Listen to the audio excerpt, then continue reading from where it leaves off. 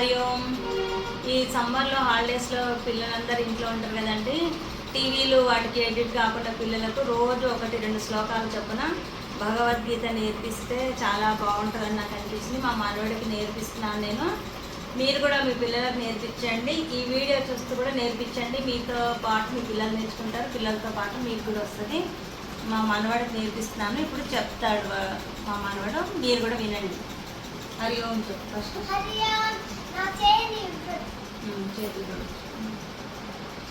ఓం శ్రీకృష్ణ పరబ్రహ్మణే నమః. ఓం శ్రీకృష్ణ పరబ్రహ్మణే నమః. శ్రీమద్భగవద్గీత అథ ద్వాదశోऽధ్యాయः. భక్తియోగः. అర్జున ఉవాచ. ఏవం సతతయుక్తాయే.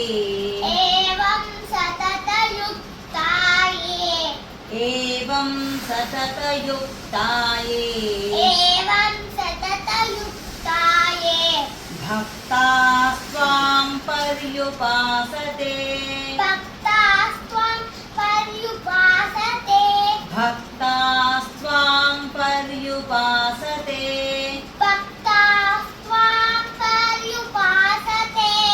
ఏ చాప్యక్షరమవ్యక్తం.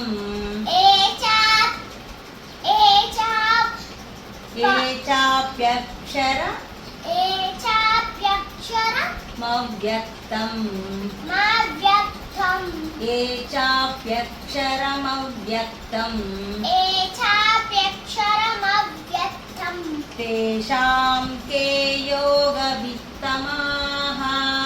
తేషాం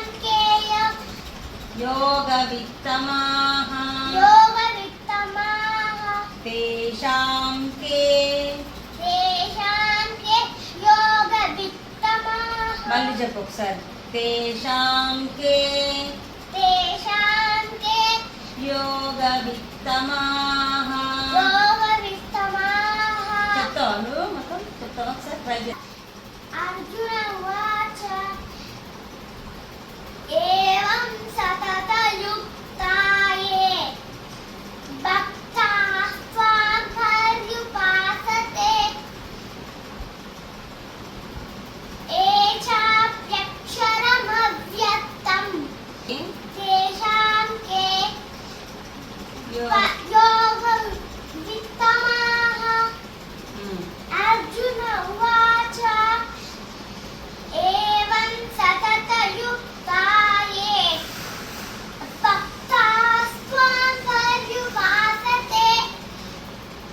ఏ చాప్యక్షరమవ్యక్తం తేషాం కే యోగవిత్తమాః. Good, very good.